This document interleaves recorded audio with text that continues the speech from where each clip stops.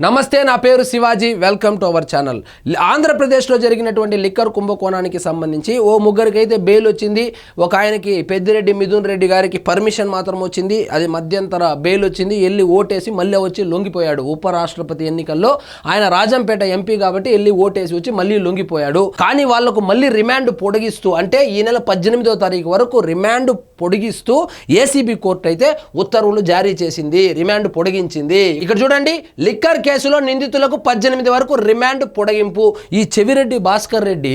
నిన్నటికి నిన్న ఆ కోర్టులో ఏసీబీ కోర్టుకి వెళ్ళి హాజరై వస్తూ బయట వచ్చి ప్రెస్ మీట్ పెడతాడు మరి ప్రెస్ మీట్ పెట్టిన దానికి ఆయనకి ఎవరు పర్మిషన్లు ఇచ్చారో మనకు తెలియదు కానీ ప్రెస్ మీట్ పెట్టి కన్నీళ్లు పెట్టుకున్నారు ఏమంటే నాకు మద్యం వాసనే తెలియదు కేవలం మద్యం వల్లనే మా అమ్మను కోల్పోయాను మా నాన్నను కోల్పోయాను నా సోదరుని కోల్పోయాను కాబట్టి నేను నా జీవితంలో మద్యాన్ని ముట్టుకోలేదు అంటున్నాడు మద్యాన్ని ముట్టుకోలేదు సరే మద్య ముడుపుల్ని ముట్టుకున్నారా లేదా అనే దాని మీద ఇక్కడ విచారణ జరుగుతూ ఉండేది ఒకవేళ నిజంగా మీరు మద్యం ముడుపులనే ముట్టుకోక ఉంటే మరి బెయిల్ ఎందుకు రాలేదంటారు మరి బెయిల్ ఇవ్వలేదంటే కోర్టులను కూడా బ్లేమ్ చేసే రకాలు వీళ్ళు ఇక చూడండి మద్యం కుంభకోణంలో నిందితులకు ఈ నెల 18 వరకు విజయవాడ ఏసీబీ కోర్టు రిమాండ్ పొడిగించింది శుక్రవారం న్యాయవాది పి భాస్కర్ రావు ఈ మేరకు ఉత్తర్వులు జారీ చేశారు నిందితులకు రిమాండ్ గడువు ముగించడంతో కోర్టులో హాజరుపరిచారు రాజమహేంద్రవరం కేంద్ర కారాగారం నుంచి ఎంపీ మిథున్ రెడ్డిని చెవిరెడ్డి భాస్కర్ రెడ్డి చెరుకూరి వెంకటేష్ నాయుడు చాణక్య కసిరెడ్డి రాజశేఖర్ రెడ్డి సజ్జల శ్రీధర్ రెడ్డిని విజయవాడ జిల్లా కారాగారం నుంచి గుంటూరు జిల్లా జైలు నుంచి బాలాజీ కుమార్ యాదవ్ను నవీన్ కృష్ణను కోర్టులో హాజరుపరిచారు సో రకరకాల జైళ్లలో ఉన్నారు వాళ్ళందరినీ పోగేసి తీసుకుని వచ్చి విచారణ జరిపిస్తే మళ్ళా రిమాండ్ అయితే వేశారు సో ఇప్పట్లో ఆంధ్రప్రదేశ్ లిక్కర్ కుంభకోణంలో బుక్ అయినటువంటి వీళ్ళు బయటకు వచ్చేటువంటి అవకాశాలే కనబడడం లేదు ఎందుకంటే వీళ్ళు ధైర్యం చేసి ఆ అంతిమ లబ్ధిదారుడు ఎవరు అనేటువంటి విషయాన్ని కనుక చెప్పేస్తే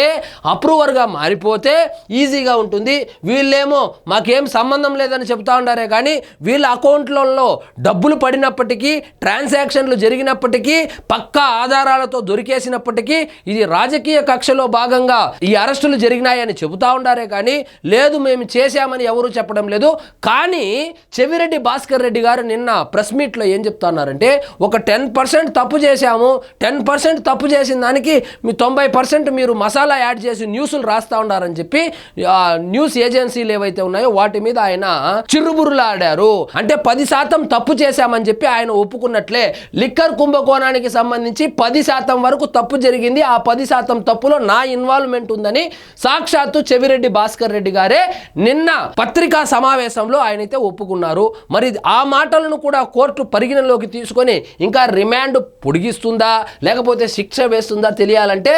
వేచి చూడాల్సిందే అదేవిధంగా వీళ్ళు చెవిరెడ్డి భాస్కర్ రెడ్డి గారు కావచ్చు మిథున్ రెడ్డి గారు కావచ్చు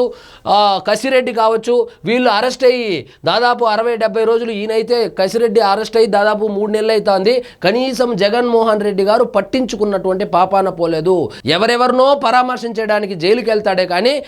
అత్యంత సన్నిహితులైనటువంటి చెవిరెడ్డి భాస్కర్ రెడ్డిని కానీ మిథున్ రెడ్డిని కానీ ఇంతవరకు కనీసము పరామర్శించినటువంటి పాపాన పోలేదు సరే వాళ్ళు జైల్లో ఉన్నారు లిక్కర్ కుంభకోణంలో ఇరుక్కొని ఉన్నారు వాళ్ళను పరామర్శిస్తే ఈ కుంభకోణానికి తనకు కూడా భాగం ఉన్నట్లు జనాలు భావిస్తారని ఏమైనా భావించాడేమో కానీ కనీసం కుటుంబ సభ్యులనైనా పరామర్శించాలి కూడా అది కూడా పరామర్శించలేదు సో కార్యకర్తలు కూడా గుర్తుపెట్టుకోండి